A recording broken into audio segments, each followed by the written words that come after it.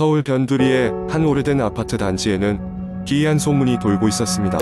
주민들은 저마다 무언가 이상한 경험을 했다고 주장했지만 정작 확실한 증거는 없었습니다. 그러나 그 아파트에 사는 대부분의 사람들에게 두려움을 불러일으키는 것은 엘리베이터에 대한 괴담이었습니다. 이 아파트의 엘리베이터는 20년 이상 사용되어 곳곳이 낡았고 탑승할 때마다 불안감을 불러일으켰습니다. 유난히도 엘리베이터 내부 조명은 깜빡거렸고 가끔은 아무 이유 없이 13층에서 멈추곤 했습니다. 이 아파트에는 사실 13층이 없었기 때문에 사람들은 이를 더욱 기이하게 여겼습니다.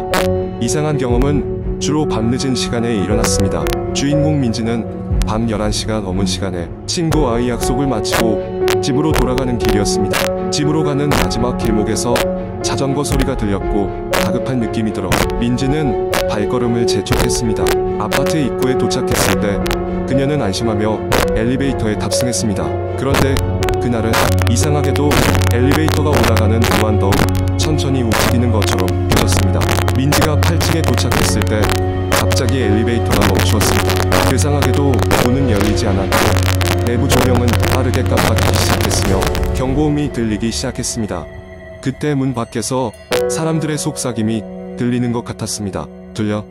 여기 또야? 라는 한두 마디의 말소리가 희미하게 들려왔습니다. 민지는 겁에 질려 엘리베이터 버튼을 마구 눌렀지만 아무 소용이 없었습니다. 몇 분이 지났을까 엘리베이터는 갑자기 다시 작동하기 시작했고 13층이라 표시된 층에서 멈추었습니다. 놀랍게도 그곳은 현실에서의 13층 즉 존재하지 않는 층이었습니다. 문이 열리자 희미한 불빛 아래로 오랜 세월 방치된 것 같은 복도가 보였습니다. 먼지가 가득하고 스산한 기운이 느껴졌습니다. 그녀는 용기를 내서 발걸음을 내딛었습니다. 복도를 따라 걸어가던 민지는 이상하리만치 낯익은 문 앞에 당도하게 되었습니다. 그것은 그녀의 집 문과 똑같이 생겨 있었습니다. 심장이 쿵쾅거려 그 자리를 떠나고 싶었지만 그녀의 발은 끝내 그 문으로 다가가고 있었습니다. 문 손잡이를 잡고 천천히 돌렸을 때 안쪽에서 소름 끼치는 차가운 공기와 함께 싸늘한 기운이 뻗어나왔습니다. 그 안에는 시간에 갇혀버린 것 같은 모습의 자신의 가족들이 있었습니다. 그들은 미동도 없이 다같이 식탁에 앉아 있었으나 얼굴에는 명백히 불안감이 가득했습니다. 그리고 그 순간 모든 조명이 꺼지고 그녀는 그 어둠 속에서 무언가가 다가오는 소리를 들었습니다. 찰칵 찰칵. 그 소리는 점점 가까워졌고 민지는 본능적으로 그곳에서 달아나기 시작했습니다. 간신히 1층 버튼을 눌렀고 문이 빠르게 닫히며 엘리베이터는 급속도로 아래로 내려갔습니다. 그 순간 자신의 뒤에 무언가가 있다는 확신에 뒤돌아봤지만 아무것도 보이지 않았습니다. 그러나 그녀는 분명 그것이 존재한다는 것을 느꼈습니다. 1층에 도착한 민지는 허겁지겁 엘리베이터에서 빠져나와 아파트를 벗어났고 그 길로 다른 곳으로 이사를 떠났습니다. 그날 이후로 다시는 그 아파트에 대한 소식을 들을 수 없었지만 가끔씩 그날의 기억이 악몽처럼 떠오르곤 했습니다. 소문은 여전히 아파트 주민들 사이에서 돌고 있었습니다. 그곳에서 절대 혼자 엘리베이터를 타지 말 것이라는 경고와 함께 누군가는 여전히 그 13층의 존재를 이야기하기도 하고 어떤 때는 이를 듣고 친구들끼리 농담을 하기도 했습니다.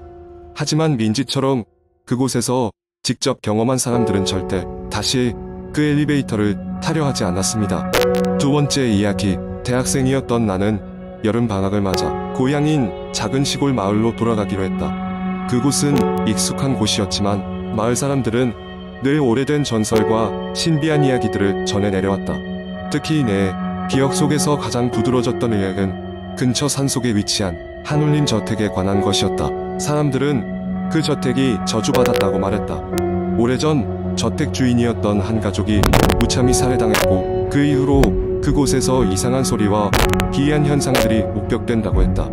어린 시절 나는 친구들과 함께 저택에 가보자는 이야기를 했지만 막상 용기가 나지 않아 늘 멀리서 바라보는 것으로 끝났다. 이번 여름방학에도 친구들과 함께 놀러 가게 되었고 자연스레 한울림 저택 이야기가 나왔다. 대학생이 되니 그때보다 조금은 용기가 생긴 우리는 모험심에 불타 저택에 가보기로 했다. 친구들 중 일부는 여전히 불안해했지만 대부분이 찬성했기에 결국 모험을 감행하게 되었다. 늦은 오후 우리가 저택에 도착했을 때는 이미 해가 저물고 있었다. 저택은 오랜 세월 동안 방치되어 있었는지 외관은 거의 폐허 수준이었고 곳곳에 풀들이 무성했다. 덩그러니 서 있는 저택을 바라보니 다시금 두려움이 엄습했다. 하지만 우리는 기회를 놓치고 싶지 않았기에 그곳으로 발을 내딛었다. 저택 안은 오싹한 기운으로 가득했다. 먼지가 쌓인 바닥, 벽에 걸린 낡은 초상화들 시계는 멈춘 지 오래인 듯 침묵하고 있었다. 우리는 서로 농담을 주고받으며 겁을 달래보려 했지만 신경을 곤두세운 상태에선 그조차도 여의치 않았다. 우리가 2층으로 올라가려는 순간 갑자기 천장에서 이상한 소리가 들려왔다. 걸음소리 같기도 하고 뭔가 끌리는 소리 같기도 했다. 모두가 깜짝 놀라 멈춰섰다. 한 친구가 고양이나 쥐겠지, 뭐 별건 아닐 거야 라며 우리를 안심시키려 했지만 그게 어느새 농담이 아닌 진심을 담은 위로로 느껴졌다. 으스스한 기운을 뒤로하고 우리는 계속해서 2층으로 향했다. 2층은 더 이상하게 생겼다. 중간중간 깨진 유리창으로 바람이 솔솔 들이치고 이상한 냄새가 풍겨왔다. 우리는 한 방을 열어보기로 했다. 문이 삐걱 열리자 그 안에는 오래된 피아노가 있었다. 무언가에 이끌리듯 나는 그 피아노로 다가갔다. 같이 있던 친구 중 하나가 장난기 어린 목소리로 "너 연주할 줄 알아?" 라고 물었다. 장난삼아 나는 피아노 건반 하나를 눌렀다. 그러나 소리는 들리지 않았다. 피아노는 이미 오래전 고장난 것 같았다. 우리는 그 자리를 뒤로하고 돌아서려는데 갑자기 내가 누른 건반에서 짧고 음산한 소리가 흘러나왔다. 마치 누군가 짓궂게 연주하는 듯한 음조였다. 등골이 오싹해진 우리는 자연히 피아노에서 멀어졌고 그때 방 안에 있던 창문이 스스로 열렸다. 바람이 불자 카펫이 들썩거렸고 동시에 그 밑에서 무언가 덜컹거리는 소리가 났다. 우리는 신중히 카펫을 걷어내렸고 그 아래는 지하로 이어지는 문이 있었다. 서로 눈빛을 교환하던 우리는 앞으로 나아갈지 그대로 돌아갈지 고민했다. 그러다 결국 호기심을 이기지 못하고 그 지하 문을 열고 내려가기로 했다. 기대 반, 두려움 반으로 계단을 따라 내려가자 어둡고 냉랭한 공기가 우리를 맞이했다. 손전등을 켜서 비추니 지하실은 의외로 깨끗했다. 책상과 의자 그리고 벽에는 다양한 장식품이 놓여 있었다. 가장 눈에 띈 건 벽에 걸린 큰 액자였다. 액자 속에는 평범한 가족 사진이 있었다. 하지만 사진 속 사람들의 눈이 마치 우리를 응시하는 듯한 느낌이 들었다. 갑자기 친구들 중 한 명이 "이건 이상해" 라고 외쳤다. 그의 손은 다른 벽에 있는 낙서를 가리켰다. 낙서에는 "이 집에 오지 마세요 라는 문장이 여러 번 반복되어 있었다. 누가 왜 이런 경고를 남겼는지 알 수 없었지만 그 문장 자체가 우리를 불안하게 만들었다.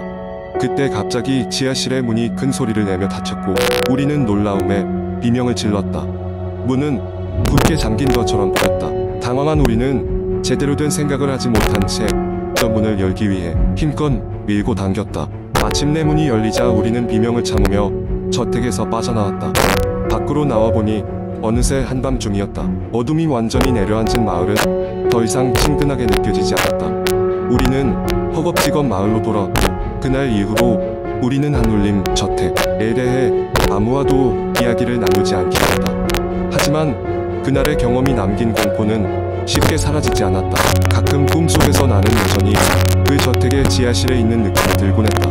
끊임없이 드는 궁금증과 두려움이 교차하는 사이 나는 한 가지 확신했다. 그 집에는 우리가 감히 알지 못할 무언가가 존재한다는 것을, 그리고 언젠가 그 비밀이 드러나리라는 것을 말이다.